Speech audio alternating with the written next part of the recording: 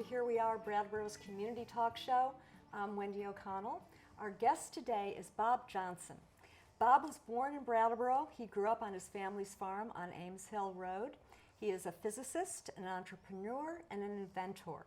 He founded Omega Optical in 1969 and later Delta, Vermont. Both are still right here in town. Most recently, Bob bought and renovated the Old Baptist Church on Main Street, creating a nonprofit center for the arts that explores the relationship between the creative arts, natural sciences, and sustainability, all things Bob is very interested in. Welcome, Bob. Well, thanks for having me. It's great to have you on the show and away from the many, many things that you are doing. So you grew up in Brattleboro. You lived on a family farm. We had sheep and 10,000 chickens at the peak, and we grew our own grain and had a organic farm before organic was, the catch phrase. Yes. Used to sell eggs at the Grand Union and Ziders Market and other places around that town. And it was a family farm, so you were all doing farm chores, farm work. Yeah, it tended to be more that it was my father and myself who, were the more active members of the family farm, but everybody was involved in the things that go on a day-to-day basis. Yes. And you are still farming in a way, right? Yeah, I have a sizable flock of Soay sheep. Soay are a feral sheep off an island, the Soay Island, off the coast of Scotland. And they were trapped on those islands for thousands of years and genetically matured to the point that they basically are independent wild sheep. So they require no shearing, no tail docking. They shed their wool. They basically only need something to chew on, and they can, live and propagate in real harmony with nature. That's what I like about them is that they're study in how animals can live in harmony with their environment. Yes. So. How about living with humans in harmony? They're extremely friendly. It's easy to feed them grain, but if you attempt to catch one, several people can corner one, but one person can't catch a Soay sheep. Yeah. So people who are walking or going down Western Avenue in Brattleboro, when you pass Solar Hill, which was another property that you owned early on, yes, you will see these sheep grazing right near the solar panels. Right. Yeah. Our farm not only was organic, but we had a closed system where we grew our own grain, made the feed for the chickens, distributed feed to the chicken houses with an air-blown system. So you didn't need to carry feed around. You just turned on the blower. And your dad developed that? Yeah. So we had our own grain mill and grain drying centers. And, Bob, you went to Brattleboro High School. Correct. Was there anything in particular you were interested in? I think I was considered one of the major disciplinary issues at the time. So the school set up a special program where I did both a technical program and an academic program. I, led the AV department, and so I had pass keys. I could, because I had 2 classes I could be in, no one knew where I would be found. And so you're honing your technical skills. Right. And this is back in the 60s, right?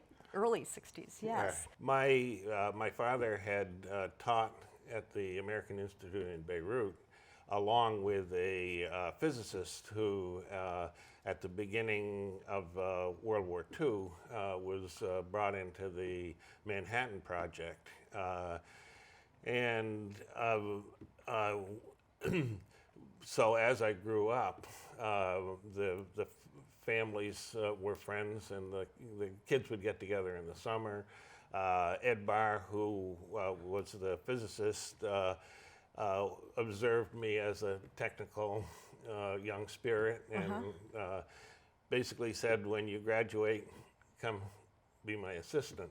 And so the day after graduation, I went to Boston, and I started as his assistant and worked with him for 5 years, learning the technology of optical thin films, which is what Omega Optical does. And so that was really your entree into that world. Right. Yeah. And so there was nothing before that you didn't have a specific interest in physics or anything like that? Before that, I was interested in hot rods and tractors and other internal combustion vehicles.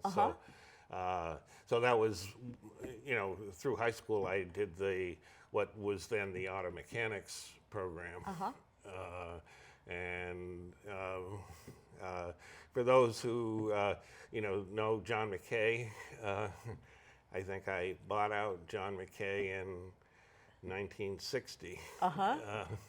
And one of the times that he was getting out of cars, and I was getting in. So we had a lot of fun building hot rods. And yeah.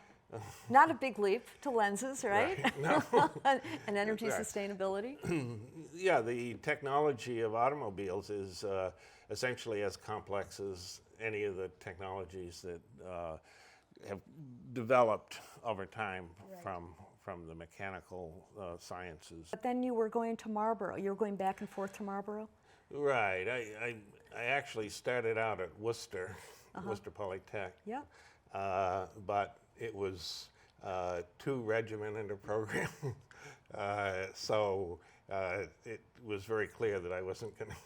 We're following a thread here, I think, folks. So I dropped out of Worcester, and the folks said, well, Marlboro's right up the hill. Why don't you see if that satisfies your needs? So I went to Marlboro, worked with John MacArthur, and the school accepted the fact that I basically was on a program of concentration from day one. So instead of a 2-year program, I had a 4-year program. And through my time at Marlboro, I actually worked nearly full-time in Boston. You did. The company that I worked for in Boston was called the Thin Film Product Group. It was selling out to Infrared Industries, which was a big defense supplier, and I wasn't interested in that. So Ed Barr loaned me $10,000, and I took that money. I started touring around the salvage yards for electronic equipment in the Boston area. I loaded a truck, a 2-ton van with bits and pieces of electronics and vacuum equipment and spectroscopy and other technologies I would need, and I headed to Canada. Oh. With my sheep. And this is probably like late 60s, is that right? This was 60, 67. Yeah. So there was a good reason to go to Canada as well. I spent 6 months trying to buy land in Canada, which turned out to be difficult to get a good title. So I ended up going to the municipality on the county of Richmond on Nova Scotia, Cape Breton, and bought two two original land grants, which I still have and now have some Soay sheep on them. The plan being to move more of the Soays I have here up there to clear the land. The interesting thing is that those land grants were issued as hemp farms. Oh, interesting. Yes. So Yeah. Back then. back yeah. then. And so in '69, which isn't long after that, you founded Omega. Right. Yes. How did that come about? Well, it turned out that my then wife, Margot, realized she was pregnant and didn't want to give birth in The middle of nowhere? part of the world. So she said she was coming back to the States. And so I said I would come back with her. And I brought the truckload of equipment back and set up Omega Optical. And where did you set up first? Well, I went to the town planner at that point, and I said I want to start a little company up here on Ames Hill, and they said, "Oh, you can't do that." So I came back the next day and said, "I want a hobby shop." "Oh, that's fine." So Omega Optical was started on Ames Hill in a 400 square foot building that was built in about a week. And then I started putting equipment together. And that, it took the best part of a year to build equipment. And then I started in business January of 1969. We were fortunate that the technology was in demand, and we were working with universities and companies that were developing photonics technology. Yes. So the company grew fairly quickly. We first built a facility in Vernon in probably 71, 72 on Pond Road. Then by 1974, we were again outer space, and so I was looking for a sturdy structure and considered the Dummerston Quarry as a possibility. And then the former Unitarian Church was available. And so that was already, physically there and had electricity, and Yes. was a much easier move. So. And this is the Stone Church on the corner of Main and Grove. Right. The Stone Church, which your son now Right. has as a music venue Right. called Stone Church. Right. Yeah, it's kind of a nice full circle. Yeah, originally had, Margot had a rug store in the upstairs and a bookstore. That's right. And then the idea of Friends of the Sun came along. So we started Friends of the Sun right around mid-'70s. And the idea was to, provide alternative energy systems, including solar panels, and so that was the beginning of Friends of the Sun. Friends of the Sun was to be the commercial outlet of solar systems, which would need technicians to install and service. And that was what Solar Hill was to be. The property of Solar Hill. Yeah. So Solar Hill was going to be a training center for technical skills needed around Nice. alternative energy solutions. Great idea. As it developed, Friends of the Sun moved to Putney Road. Right. Gary Goodemote, took over Friends of the Sun. My wife Elaine, was into alternative Eastern medicines, and so she attracted a group of practitioners that, got together to make what now is Solar Hill. Right. And meanwhile, Omega is growing. You've worked on so many different things, Bob. The Hubble, Halley's Comet flyby, the Human Genome Project, Right. many amazing things. Yeah. Been a lot of fun taking on, challenges that others weren't willing to, meet the task of. Yes. Partly we were small and flexible and Yeah. spontaneous, and had a lot of,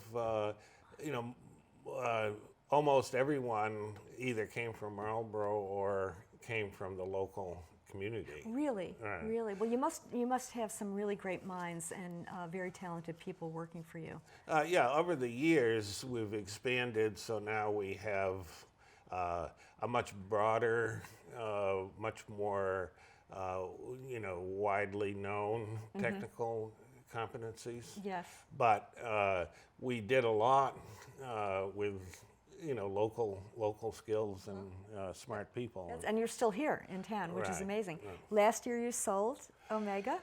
Last year I brought in a capital partner. So I'm still a major stockholder, but not a majority stockholder.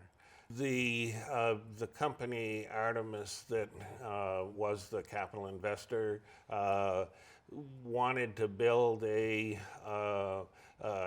sort of a consortium of photonics companies, and Omega was going to be the first of those.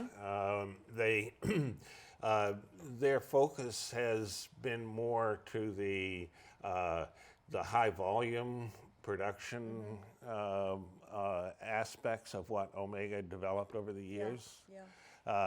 So suspecting that might be the case, part of the agreement was I had the right to buy any equipment that they weren't planning to use,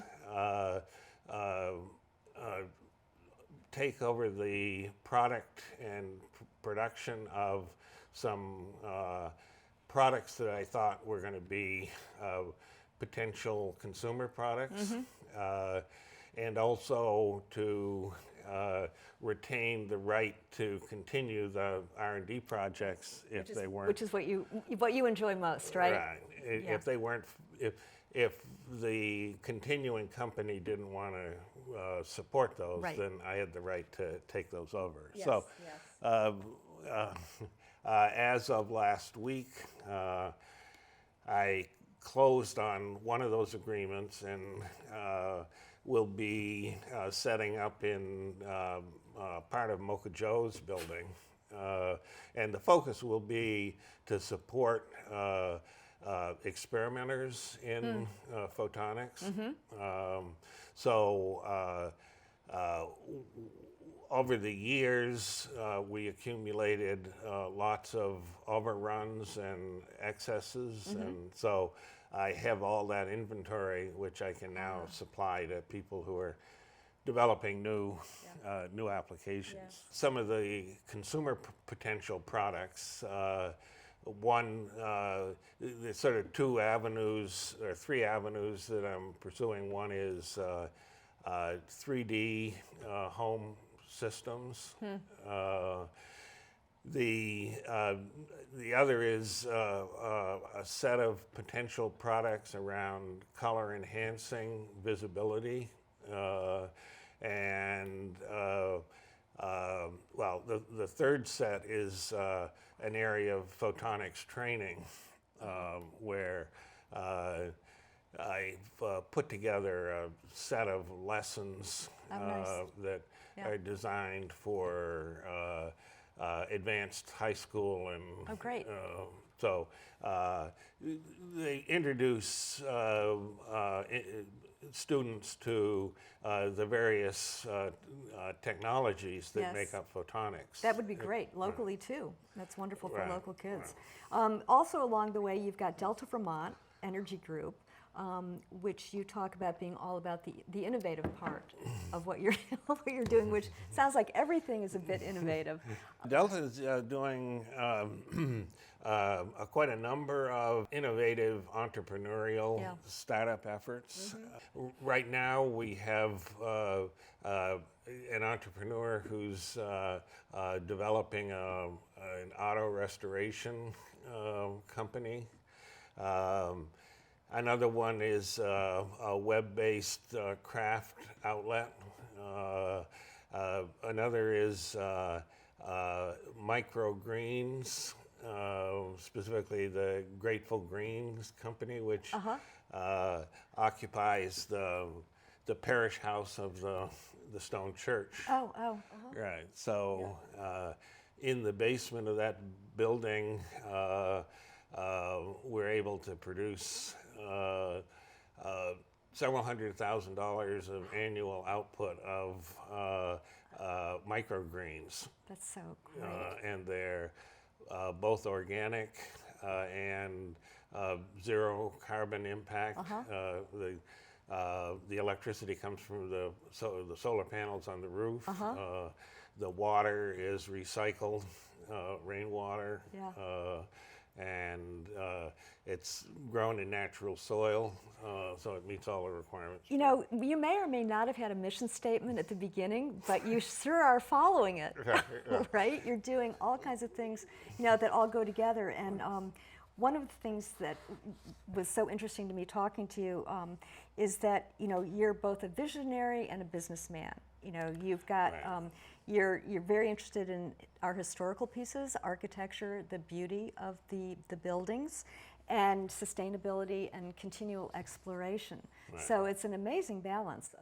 I think a lot of it comes from, you know, the family farm, where obviously you can't do things that don't support themselves, and that's, you know, my goal is to take on anything that I can imagine as long as it supports itself. Yeah, you really believe that no one should have a job, Right. and that you should be able to follow the things that you really love to do. Right. Yeah, I strongly, you know, and I think that comes from my sense that I don't have a job. I do what I want to do, but I expect that what I do is going to support itself, and that other people should be, you know, have the same opportunity. Yeah. And that actually goes back a long way. Even in the early days of Omega, I offered people that if they wanted to go and start some other business, that I would support the startup. And over the years, I don't really have a solid count, but I think it's at least 20 entities Really? have been started. Not necessarily all with my support, but people have gone off and tried to do their own thing. So now, well, Delta Vermont is meant to do that in a structured way. In other words, Delta Vermont has bookkeepers, accountants, you know, people that are good with insurance and permitting and that sort of thing, so that somebody doesn't need to master all of those bureaucratic requirements in order to do what they want to do. Yeah, so that structure is in place. Right. Yeah. It's an effort to optimize resources by sharing. Yeah. What's your employee range there? 80 to 100 in Omega. The Deltas, I would say 20 to 30. Let's talk about Epsilon Spires. Right. Well, Epsilon Spires is a little different than the other entities in that the mission is to explore the way science and art fit together and work together. And so the goal is to provide a physical space where artists can come and gather and interact with scientists and you know, see how things fit. we have one of I think 5 weather warlocks, which is a music synthesizer that creates music from the weather.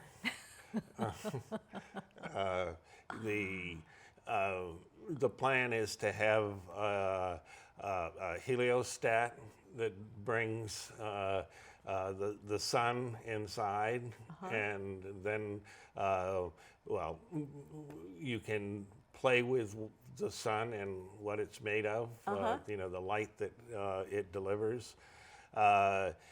So the one of my long-term visions is that these beautiful churches should have perpetual rainbows, and the perpetual rainbow comes from the HVAC system, which dehumidifies the air, and then that water is sprayed up into the over the roof, making the rainbow. So Epsilon Spires is doing a lot of interesting things. This lunchtime, there was an organ concert, and that's going to be ongoing. Oh, great! And a beautiful old Esty organ. Yeah, the Esty family was a principal, member of the church. So they gave one of their best organs to the church. And again, this is the Baptist Church on Main Street, right. Which is huge. It's a big building. That church was the largest congregation in the state of Vermont. Really? With 5,000 members. I think this is true for Delta and probably everything that you do. You like doing outreach programs that push envelopes. Right. And so there's a lot of avant-garde and installations that you're doing in Epsilon Spires. Yeah, Jamie Moore really pushes the envelope of what she feels. That there's a tendency for art to get sort of dumbed down to a level that she doesn't consider is appropriate for pushing the boundary approach. She's doing that on a regular basis, trying to bring performances that. It isn't unlike typical to have a good part of the audience coming from Boston, New York, Springfield.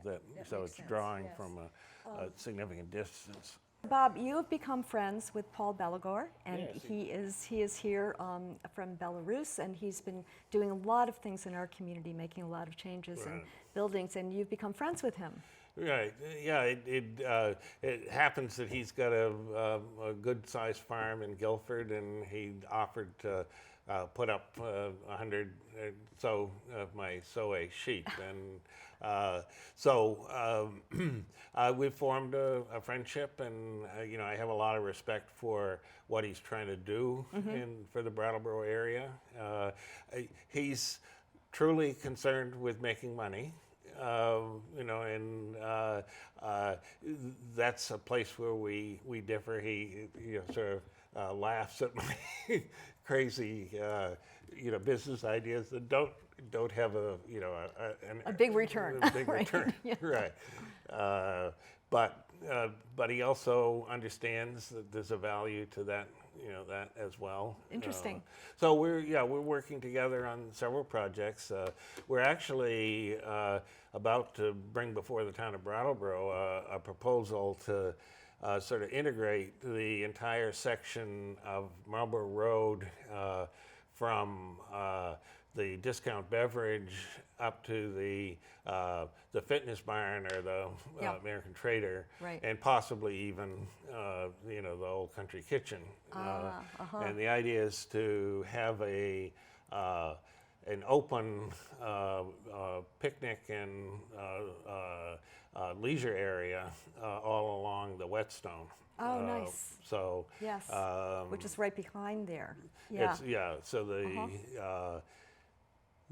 that's all in floodplain, and so it's Yes. pretty limited what you can do. But we're hoping that we can have sheep grazing and and picnic grounds along the water. If we're not careful, those soways are going to become domesticated and no longer Well, feral. I haven't seen yet that they break down. They live by themselves. Yeah, interesting. Yeah. You've lived here your whole life, and I'm wondering if you can say anything about Brattleboro, how it's changed your relationship to it. Well, I've been a loner, so I've observed a lot of change. Although the reality is there's a lot of new growth and and old growth falling off, but the net size stays about the same. Yeah. I think the general sense of community, I think, stays about the same. I think, well, both Paul and myself feel this is a very ideal part of Vermont, and we're strongly in favor of making it attractive to people from the outside. I'm more, trying to build it from the inside out, Right. where Paul's more thinking about how do you attract, commercial activity Yes. from the outside to come in. Well, we look forward to seeing what's going to happen. That sounds like There's going to be a lot of interesting, exciting things happening. yes, interesting partnership. All right. Yes, All right. and all that you do, I know that you're going to keep moving forward. You're going to have a lot of new and innovative things going on, no matter where your focus is. Right. So, thank you so much. Well, it's been great chatting. It's wonderful. And, right. Yeah. And we'll have to do it again. And I committed to not more than 5 new entities a year. But We'll see what happens with that, right? Right. Well, best of luck. It sounds Right. really pretty great. Yeah. Thank you, Bob. Okay, thank you. Yeah. Great. And thanks to all of you out there in our listening and watching land. We appreciate you being here with us today, and it's wonderful to have Bob on the show. And we thank Bob Johnson for being with us and giving us a rundown of all the things he's been doing. So stay tuned. Tune into BCTV. We have tons of great shows going on all the time, and you can always stream shows as well. So be connected, say hello to each other, and we'll see you next time.